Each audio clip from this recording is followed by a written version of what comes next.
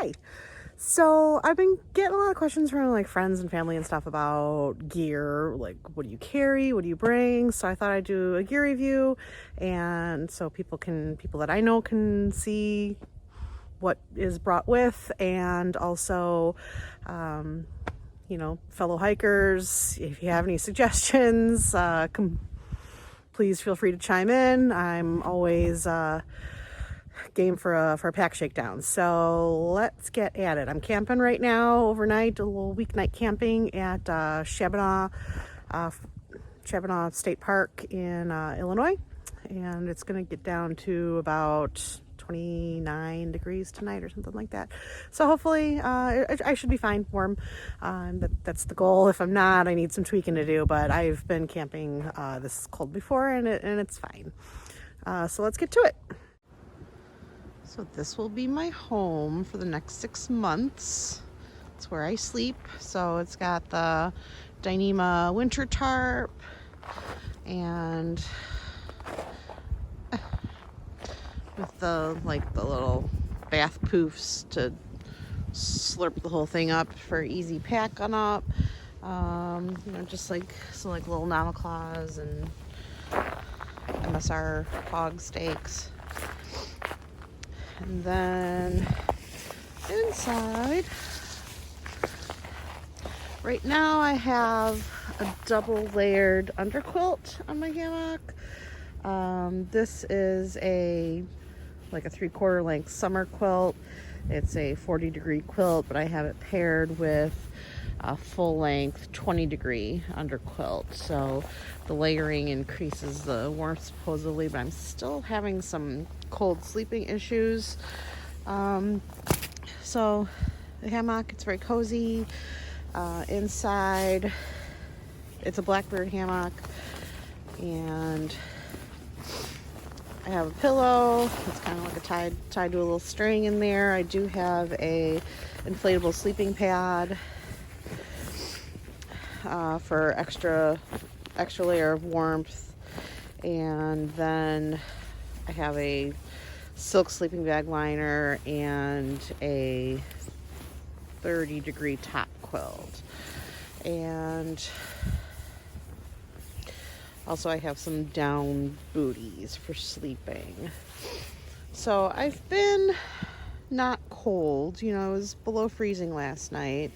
I wasn't cold, but I wasn't as warm as I feel like I should be in this situation. So I don't know. I just don't know if I'm doing something wrong. Why? I feel like I should be sweaty with that type of gear, but I'm not. I'm able to sleep, but I'm not as toasty as I wish I could be. Well, we had to move this gear video to my house because I did a whole gear video at the camping location, and it was lovely. I did all sorts of different little clips, and it didn't record. I didn't realize it until I got home. All my stuff is packed back up. So spread my stuff back out, and we'll continue on.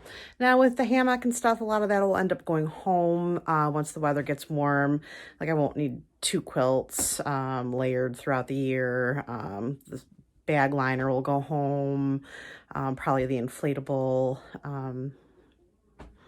pad will go home too. So that'll lighten up my pack a lot once it gets warmer. So let's see the rest of the stuff. So first up, clothes. Things I'm going to be bringing: puffy coat, lightweight puffy jacket, in addition to a zip-up fleece hoodie. The puffy jacket will go home once it warms up. And then a hat, wool buff, and some down mittens.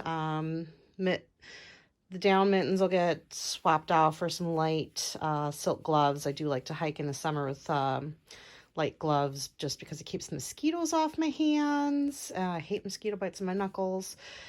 And the hat and wool buff will get switched out for lightweight summer buff.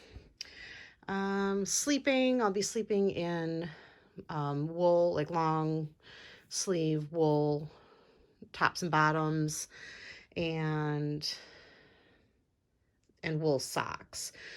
Weather getting warm, I'll swap those out. I'll have these scent. It's just a tank top and some lightweight bike shorts. And then this one I'm questioning. It's a lightweight synthetic long sleeve shirt. I don't know if that's just extra or not. Might bring it with and send it home. Who knows? 2 sports bras, 3 pairs of Darn Tough wool socks, 3 pairs of ex officio underwear. And then my main hiking outfit will be this.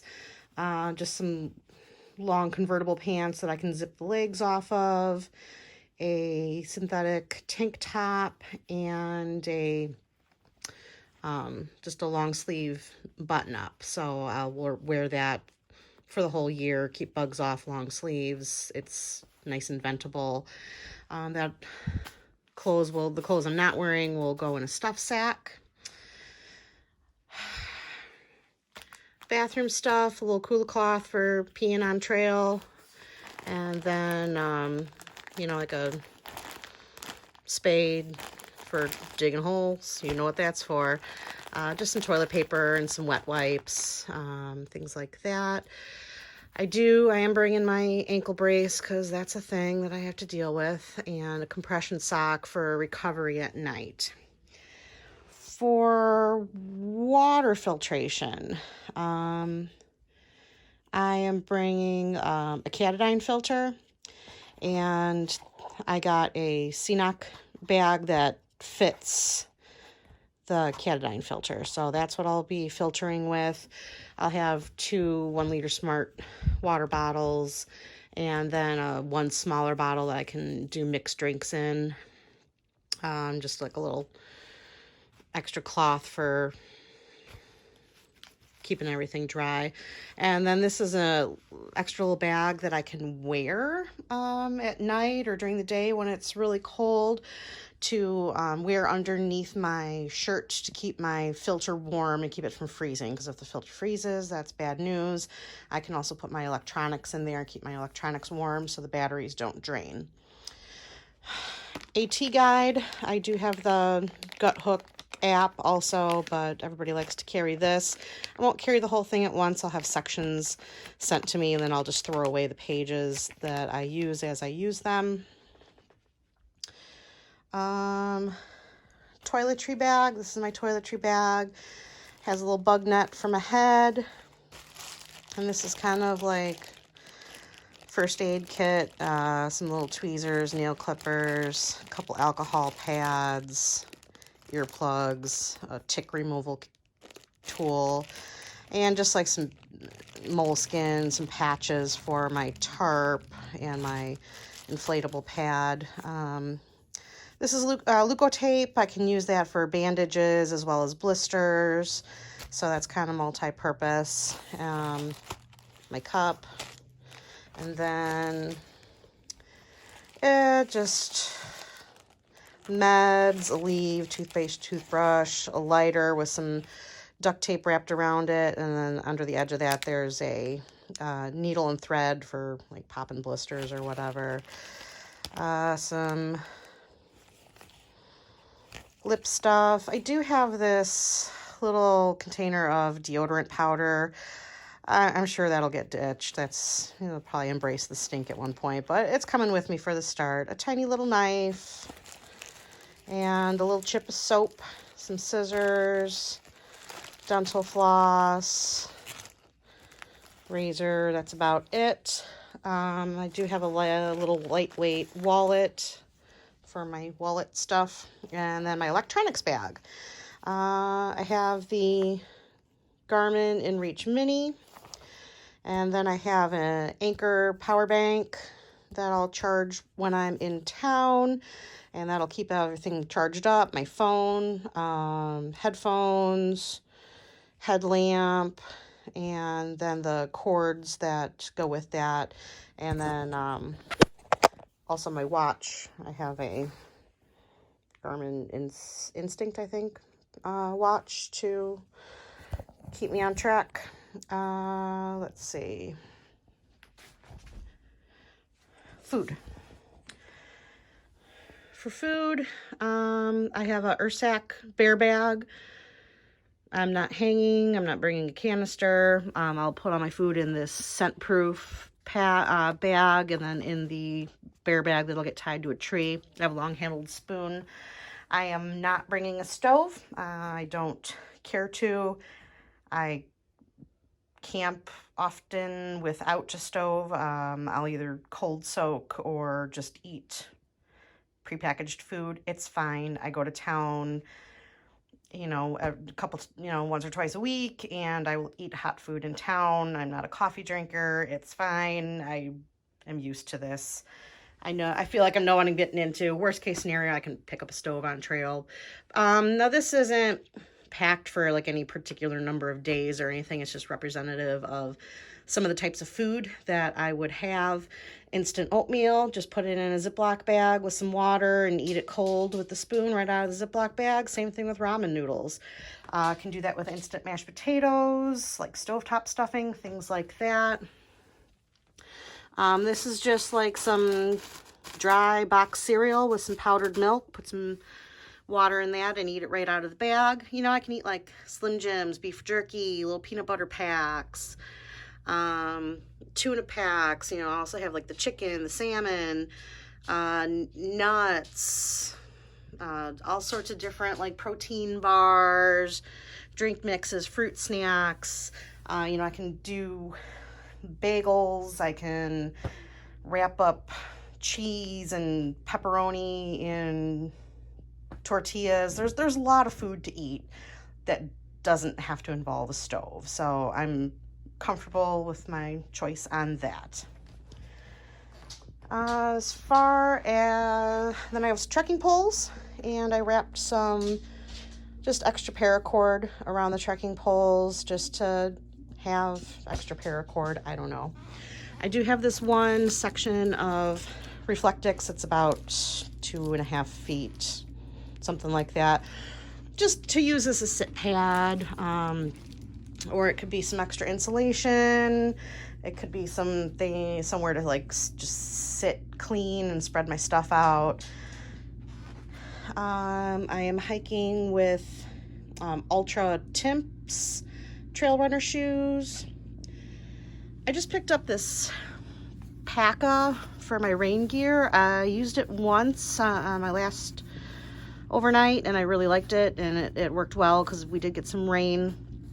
It's just like a big poncho with like raincoat arms on the front of it and a zipper, and it fits over the pack. I love it. It's working really good so far. I do have these Frog Tog rain pants. Might be ditching those. Not sure on that one yet because the Paca is pretty long, but I'll start off with these because it might be like an extra insulating layer that might be nice in the cold. As far as my pack, I have a Gossamer Gear Mariposa with the compactor bag liner. You can see my big stuff sack with my hammock and quilts is down in there, and then my tarp on the side. But it fits everything really well. I like it. It's nice and lightweight. And then I do have the fanny pack also to carry easy access for important stuff, phone, snacks. That's in addition to the hip belt pockets. Oh, and then I have like a little hand sanitizer hanging on my thing. So that's everything I'm bringing. Base weight is currently at just over 19 pounds. So I think that's pretty good with like 5 days of food and 2 liters of water. I'm running at about 31 pounds total weight. So I think that's really good. I'll take it. I'm sure I'll be paring that down a little bit, especially when the weather gets warmer. But if any hiker people out there have any suggestions, comments, anything like that, please feel free. I'm always interested in hearing cool stuff. All right, thanks, bye.